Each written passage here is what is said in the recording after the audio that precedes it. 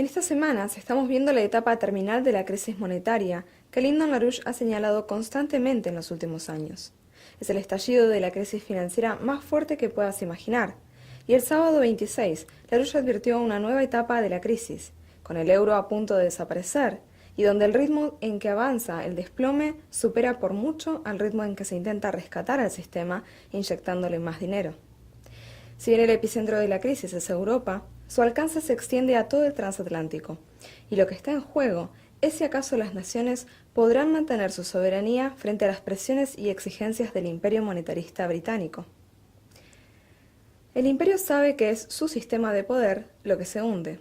Por eso, la guerra termonuclear es su plan B en ejecución. Pero primero veamos la situación en Grecia. Las elecciones legislativas en Grecia, el pasado 7 de mayo, marcaron un pico de tensión dejando una sensación amarga de ingobernabilidad ante las presiones de la oligarquía financiera europea.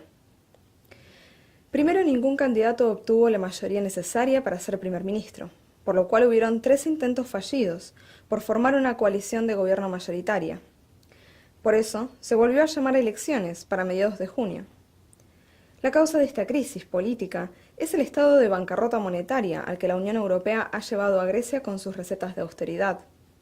Esto, sumado a la presión cada vez mayor para que acepten mayores ajustes y condicionamientos a cambio de un nuevo rescate financiero, o bien que se defina fuera del sistema del euro y por ende del Tratado de Lisboa.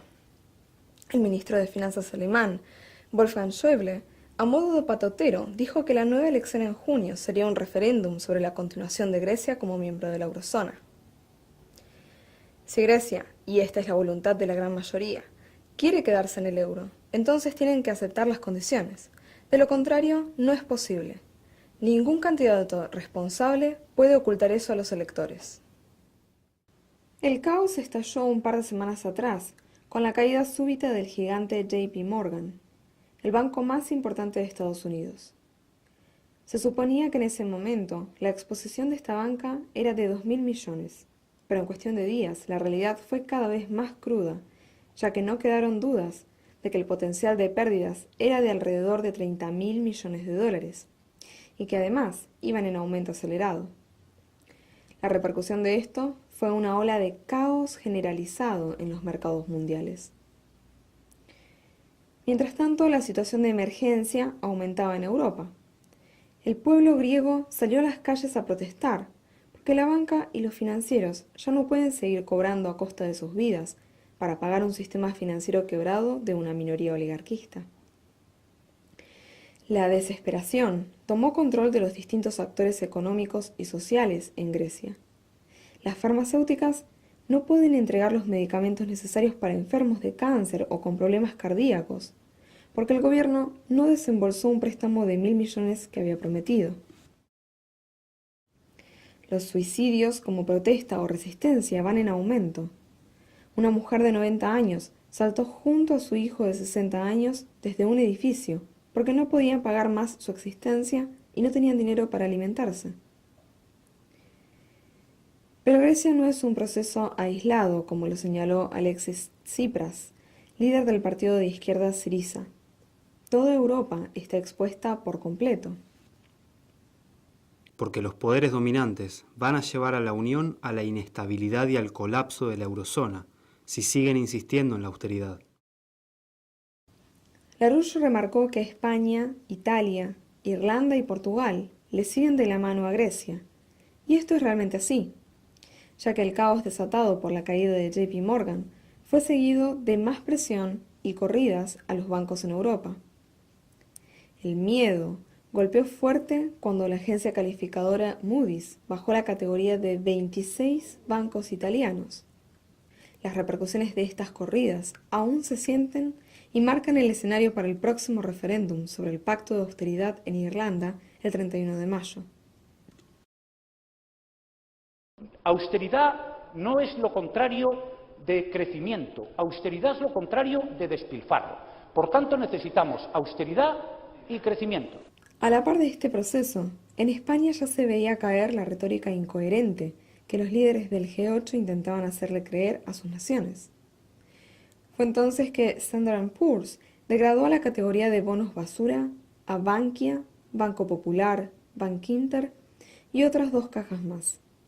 Con lo cual, ciertos fondos comenzaron un flujo de capitales transferidos desde España y Grecia hacia bancos supuestamente más seguros, como Santander, o bancos británicos y alemanes. El pánico cundió con el estallido de Bankia. La banca privada española tuvo que ser rescatada por una suma de 9.000 millones de euros, siendo nacionalizada el pasado 9 de mayo. Pero lo que desconcertó a todos no fue solo el hecho de que el gobierno de Rajoy hiciera pagar al contribuyente español esta deuda privada, sino el ritmo de caída hiperinflacionaria que competía con JP Morgan, ya que del 9 al 25 de mayo, las pérdidas causadas por Bankia llegaron al total de casi 24.000 millones de euros. Y la alerta incluso llega hasta Portugal, cuya economía va de la mano de los vaivenes españoles. Ingobernabilidad, caos, pánico, desesperación y miedo. Es lo que se apoderó de todo el transatlántico, pero este estallido financiero solo puede llevar al escenario peor de la guerra termonuclear. Si el sistema económico se hunde, la única opción que se le puede ocurrir a un imperio monetarista que le sirva para estabilizar las fuerzas de poder a nivel mundial es desatar la guerra termonuclear, ya que el objetivo será forzar a Rusia y también a las otras economías emergentes como China, India, Argentina y Brasil a caer en la trampa. Como lo sugiere Gordon Brown en su editorial del New York Times del 22 de mayo, ahora las naciones emergentes, que representan el 75% del crecimiento mundial, van a tener que ayudar a salvar a la banca quebrada del continente europeo, porque esta crisis es realmente de niveles muy profundos.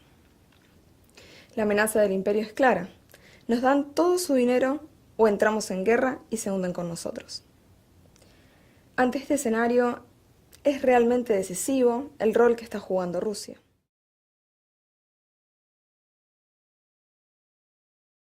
Это реалии, с которыми мы все должны считаться. И государственной власти придется дать на этот запрос свой, надеюсь, эффективный ответ. Доктрина государственного суверенитета. Она не должна размываться, даже если это удобно для достижения каких-то текущих политических целей. Вплоть до цели избраться на соответствующую позицию. Это просто опасно для мирового порядка. А примеров посягательств на доктрину суверенитета в последние годы было очень немало. Чего стоят и военные операции против иностранных государств в обход Организации Объединенных Наций, заявление о том, что тот или иной политический режим потерял легитимность, причем заявление со стороны иностранных государств, а не со стороны народа соответствующей страны, введение всяческих коллективных санкций в обход международных институтов. Все это не улучшает ситуацию в мире, а последствия скоропалительных военных операций в иностранных государствах обычно заканчиваются одним – приходом к власти радикалов.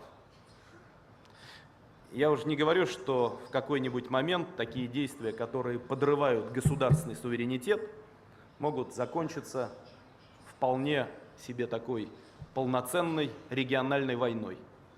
И даже, никого не хочу пугать, с применением ядерного оружия. Exactamente.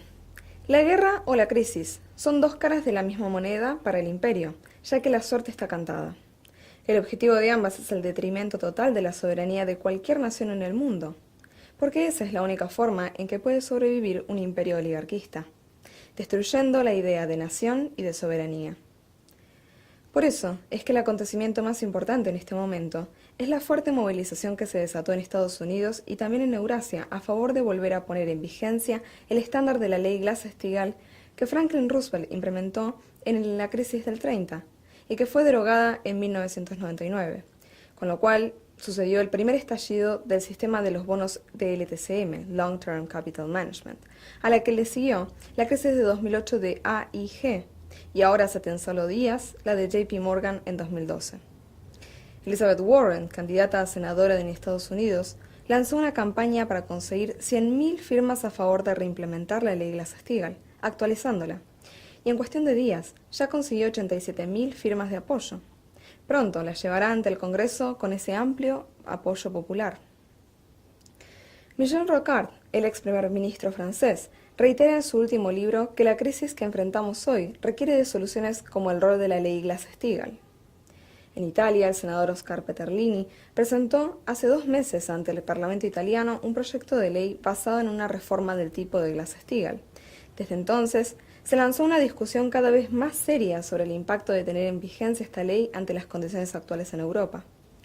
Incluso Víktor Ivanov, quien es el actual director del Servicio Federal Antidrogas de Rusia, se pronunció a favor de implementar la regulación de Glass-Steagall junto con un sistema de crédito especial.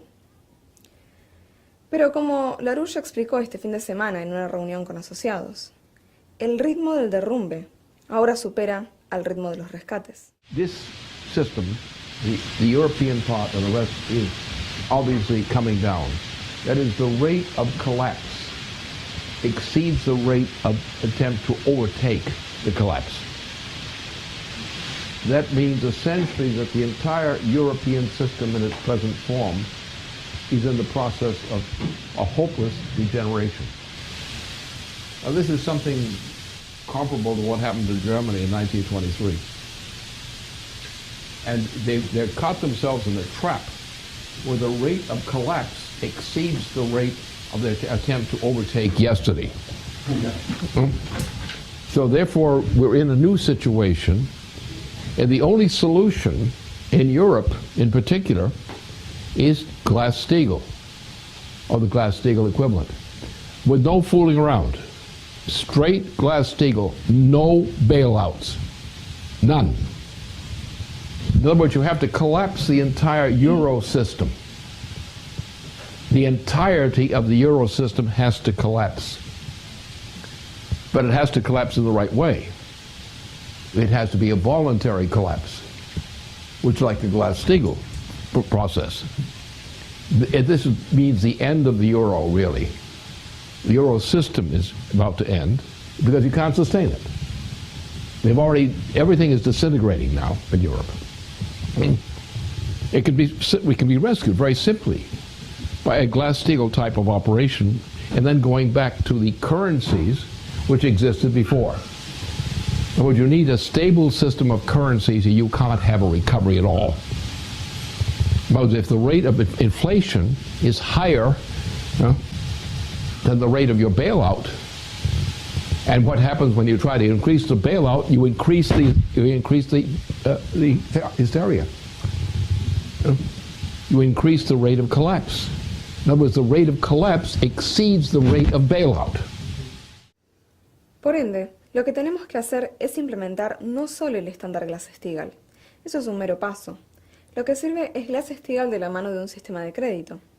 Eso permite crear un sistema financiero no inflacionario, ya que se establecen controles de precios, incluyendo el precio del dinero. Es decir, se regula el valor de la moneda. Así se baja a la realidad, se vuelve racional a la moneda. Es a lo que LaRouche siempre se refirió con un sistema de tipos de cambio fijo entre monedas.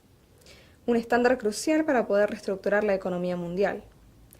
Necesitamos fijar y congelar el valor de la moneda mediante este sistema de regulación, que solo permiten el estándar Glass-Steagall sumado a un sistema de crédito, para poder así evitar el derrumbe hiperinflacionario en picada, como el que sucedió en Weimar en 1923.